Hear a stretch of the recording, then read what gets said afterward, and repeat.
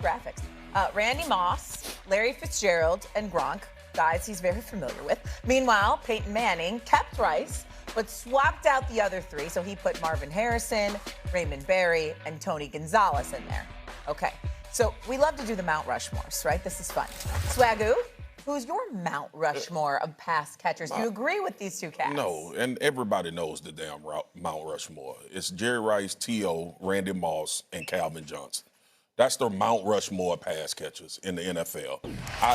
Tight ends, great. They're phenomenal. We never talk about tight ends in the same light that we talk about them four dudes, so they can't make the list, right? If it was a tight end, you probably have to put Travis Kelce in there at this point with what he's been able to accomplish, win, and the amount of yards that he's gained as a tight end. It's Jerry Rice, Randy Moss, Terrell Owens, and obviously Calvin Johnson.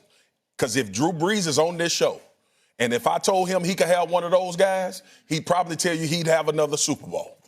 All right, that's what I got. So, Brees, Peyton and Brady obviously leaned to guys that they were very comfortable with. Maybe some would even say a little bit obviously. Homer pick, a little bit. But if you were doing your Mount Rushmore pass catchers, would you do the same? Who would you put on there? So I would agree with Jerry Rice, Randy Moss. I'm absolutely putting Larry Fitzgerald up there. Number 2 all time, and just the body of work and the length of his career, 17 years. The fourth one you guys are going to love, Marques Colston, 2006, 7th-round draft pick, New Orleans Saints, out of Hofstra, playing 10 years. Here's why I think it's important to recognize Larry Fitzgerald and Marques Colston. 2 big physical receivers that you typically would say in the NFL play that single receiver X or maybe outside Z, but that's day. Those 2 guys played the slot more than any big man that I've ever seen. And truly, to me, revolutionized what that position can be in the NFL. You typically think of a slot receiver as kind of this smaller, shiftier guy running the option routes, the choice routes, finding the holes in the zone, and that sort of thing. Those were 2 big men who could play all over the field. They could play in the slot. They could run all those types of routes, but they were big bodies that had incredible body awareness, control, and the ability to give you a huge catch radius. So to me, those 2 guys deserve in that company because of the way they revolutionized the middle of the field for the big man. I don't know if I can go with the Colston route, but y'all would know better than me. I'm more interested in the question than even debating this because I ain't qualified. Here's my thing. Drew Brees, you don't have Terrell Owens on your list?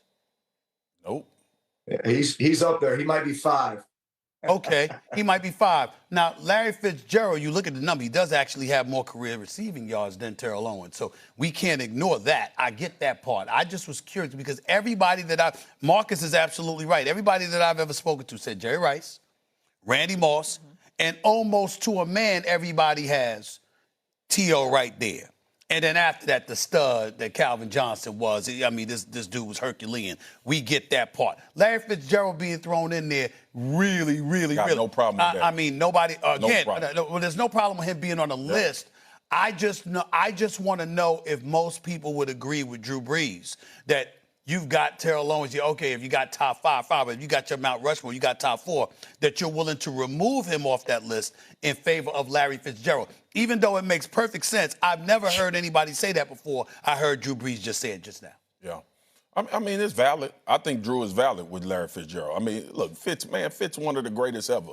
And we compare apples to apples in this situation. I just think when it comes to when you start asking me about the best 4 receivers, that's what this Mount Rushmore means.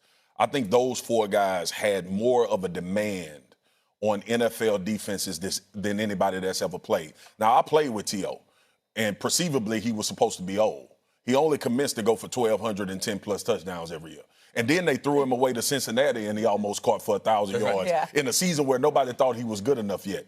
Randy Moss and Calvin Johnson, they used to line 3 people up against them in a football game. Mm-hmm. Like, I played against Calvin Johnson when we bracketed him with 3 defenders, and he still went off for 203 touchdowns. I was a part of the game where we had a big lead, and Calvin Johnson and Matthew Stafford absolutely took over. We never need to have a conversation about Jerry Rice. That's off limits. That was the one constant of all this, obviously. Drew, let me ask you this question. I mean, how do you dissect and differentiate the impact a Terrell Owens had on a football field compared to a Larry Fitzgerald? How do you do that? Yeah, see, I think your point's well taken about how some of these guys were that you could target them defensively. Like you always knew, hey, they were going to be the single receiver into the boundary. And so we're either going to put our best corner on them in man situations, or we are always rolling over the top of them with some sort of a double coverage, right? But like those were the Randy Mosses, that was the T.O., that was the Calvin Johnson. To me, my argument in favor of a Fitzgerald or a Colston is the fact that those guys were so versatile. They provided a dimension to you on offense where literally you could place them at any one of those locations. You know, the number 3 receiver to a 3 receiver side, the inside most receiver. And all of a sudden, the route tree for this guy was so much different than it was for most receivers. That you would just put into the boundary and say, this is our dude. You put your best guy on him. You roll over the top of him. That's fine. We'll run him on shallow crosses. We'll do different things to find ways to get him open. But there's a versatility and a dimension that goes to a guy like a Larry Fitzgerald, who you put in the slot as well as everywhere else. And you got every route on the route tree available to him. For novices such as myself, how much of a value should we place on the fact that there was a 153 to 121 discrepancy in touchdowns with T.O. compared to Larry Fitzgerald, and T.O. averaging nearly 15 yards a catch, whereas Larry Fitzgerald was at 12. How much value or lack thereof should we place in those comparisons, Drew? No, I think you should put a ton of value in it. Okay. Your yards, receptions, touchdowns, the number of years played, so body of work. Obviously, T.O. traveled to a lot of different places. You know, Larry Fitz stayed on one team. Yeah.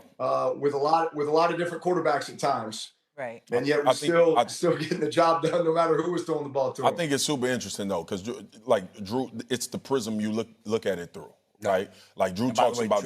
T.O. did it in 15 years. Larry Fitzgerald did it in 17. 17. But the prism that Drew look at, versatility is a big category for Drew, right?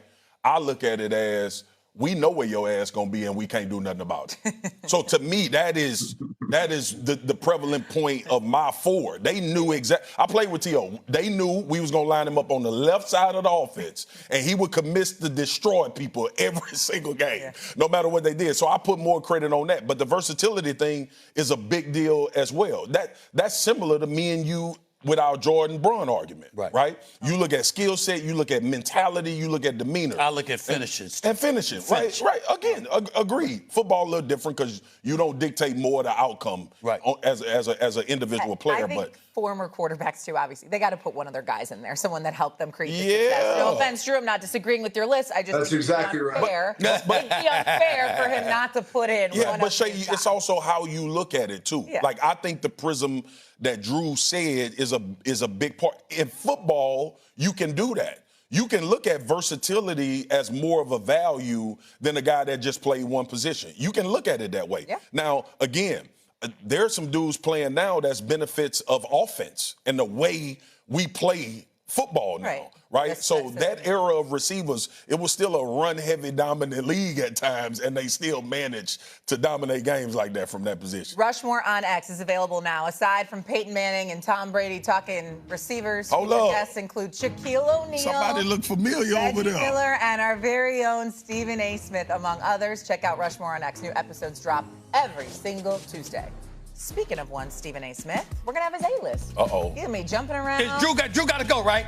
I don't need Drew judging my A-list. He got to go, don't he? Doesn't he got to go? He's going to go. Doesn't he have to go? You know? We're going to hand out grades to Stephen A. I can't wait to see who got this week. Yeah, he wants to stay. He wants to stay.